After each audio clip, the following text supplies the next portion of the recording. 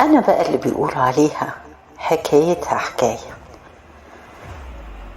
حكايتي يمكن مرت بيها ناس كتير، ويمكن سمع عنها ناس أكتر. الأذى في صورة معينة ما يلجأش ليها إلا شيطان. أنا مدرسة عندي 25 سنة، مخطوبة للمرة الرابعة، بتخطب من وانا عندي 19 سنة، وأول ما يقرب ميعاد الجواز أفركش الليلة، أرمي الشبكة وارمي العريس وارمي لو في ذكريات حلوة ما بيننا بفترة الخطوبة ورا ظهري، وكل اللي عليا إني مش عايزة أتجوز. والسبب إيه؟ محدش عارف. هل قلبي متعلق بحد غير اللي أنا بتخطب لهم؟ طيب بوافق ليه؟ أنا والدي عمره ما فرض عليا إني أوافق أو أرفض. أنا من أسرة فوق المتوسطة الحال، مستورين، وطبعا طبيعة شغلي جايبالي دخل وبدي دروس كمان. لكن اللي بيحصل لي حاجات غريبة، أحلام، كوابيس، وأصبحت بعد كده في الحقيقة وأنا صاحية زي ما بيقولوا أحلام اليقظة. بشوف حاجات مش مظبوطة، حاجات مش كويسة، أشكال وحشة، وحاجات تخوف وترعب، وأقوم مخضوضة وأقوم مرعوبة، ولساني يتربط وجسمي يتشنك، وأبقى مش قادرة حتى أقرأ سورة واحدة أو آية واحدة قرآنية تنجيني من اللي أنا فيه، مع إني بصلي، بس مش عارفة إيه اللي بيحصل لي ده. وبقاله سنين طويلة، أكتر من 9 سنين وأنا على الحال ده. الأول خدناها على إن انتي بتاكلي كتير وتنامي على طول فجيلك كابوس، دي الكلمة اللي أي حد كان بيبرر بيها. لا، ده انتي نمتي جعانة وجالك كابوس. هو كتر الأكل ولا قلته اللي بيجيب كوابيس يا جماعة؟ وفي فرق بين الكابوس يجي مرة كل فترة، بين إنه يبقى يوميا، أو كل ما العين تغفل.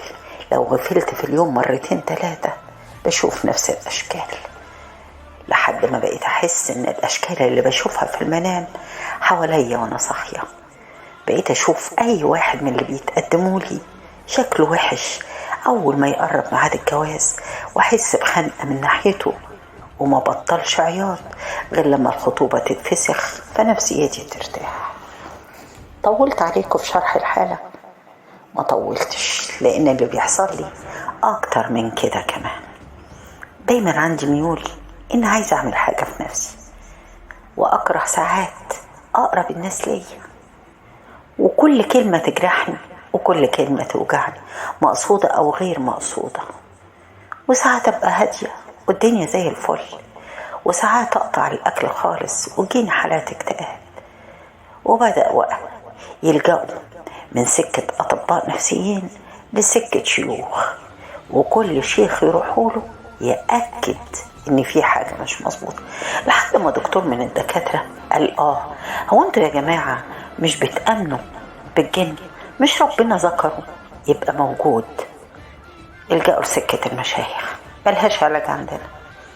والسكة طالت وطولت، وبقيت أطنشها أوقات كتير وأقول اتعودت على كده، خلاص اتعودت على الرعب، صاحية أو نايمة. ممكن أبقى طالعة السلم أحس إن حد طالع وراي، وأدور ملاقيش حد، ولاقي السلم فاضي، وبص ألاقي نفسي فجأة اتنقلت من دور لدور من غير ما انقل رجلي. بسم الله الرحمن الرحيم، مين اللي نقلني؟ ايه اللي حصل؟ معرفش. وساعات ابقى ماشية في شارع وبص الاقي نفسي في مكان تاني خالص، مين اللي نقلني؟ بسم الله الرحمن الرحيم، معرفش. المهم اتأقلمت بقى واتعودت، واللي حواليا اتعودوا، تعبوا معايا وتعبت معاهم. وبدأت ادي دروس، وكان من ضمن الناس اللي بتاخد عندي درس ولاد الجيران. تعاطفت مع كام حالة كده ظروفهم المادية مش حلوة، ما كنتش باخد منهم فلوس، لحد ما بنت منهم في يوم من الأيام تعبت بقتش تيجي، وسألت عنها وتعمدت أروح أعمل لها زيارة، واللي في النصيب حطيته تحت مخدتها. انا كنت بحب البنت، والبنت كمان كانت بتحبني، واتفاجئت بمامتها جاية بعد يوم وطالبة تقابلني، وقاعدة مع والدتي وهي مفحومة من العياط. والدتي قالت لها طب بتعيطي ليه؟ هي البنت جرى لها حاجة؟ لا، انا عايزة اقابل الميس. والميس جت وقعدت معاها. مالك يا ام سارة؟ بنتها اسمها سارة. سارة فيها حاجة؟ قالت لي سارة فيها حاجة، سارة بتحبك قوي ومتعلقة بيكي. طيب وهو ده وحش؟ قالت وحش. وحش ليه يا ست؟ هو انا وحشة؟ لا، انا اللي وحشة، انا ام سارة، انا اللي وحشة. وحشة ليه؟ وحشة عشان اذيتك، وانتي عملتي كل خير وطيب مع بنتي، ما بتاخديش حق الدرس، وكمان جيتي سبتلنا فلوس في الوقت اللي احنا كنا محتاجين فيه فعلا فلوس. وعرفت من سارة انك دايما من وقت للتاني تراضيها وتديها وتقولي لها ما تقوليش لماما. مش عارفة اكفر عن ذنبي معاكي ازاي. ذنبي ايه؟ انتي تقصدي ايه؟ انا رحت مع مرات عمك من سنين طويلة لواحد ساحر عشان يعمل سحر للبيت عندكم كله، لانها كانت بتغير من والدتك، لان والدك كان بيسافر الخارج ومغرقكم في العز، وهي حاسة انها اقل منكم هي وعيالها. وبعدين فكرت انها بدل ما تأذي والدتك تأذيك انتي، عشان والدتك تتلهي فيكي وتنشغل بيكي وتبطل تسافر مع والدك او تسافر لوالدك اما بياخدها اجازة شوية. وأذنكي، ومن يومها وانا ما كانش فارق معايا، وبنتي دي كانت عيلة صغيرة وبعدين كبرت وجت تحت ايديكي، وللأسف ما عملتيهاش وحش، عملتيها وعملتيني احسن معاملة. وانا من ساعتها ببص لبنتي لان سنها قرب للسن اللي انا اذيتك فيه، وبقول ممكن ربنا يردهولي وبنتي تتأذي. مش عارفة اكفر عن ذنبي ازاي، لكن انا جيت اقولك وجيت اعترفلك، وكمان انا عارفة مكان الساحر ده، لان مرات عمك بتروح تجدد السحر عنه من وقت للتاني.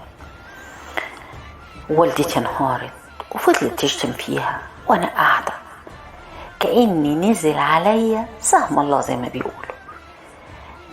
مش مستوعبة اللي بيتقال، لكن حساه، وكأن الشخصيات اللي بشوفها في منامي واقفة قصادي بتضحك لي وبتغزني بتقولي ايوه احنا متسلطين عليكي عشان نجننك، عشان نموتك، عشان نعمل فيك اي حاجة، المهم نأذيكي وما تتجوزيش، ما تنجحيش، وما ترتاحيش، وما تناميش.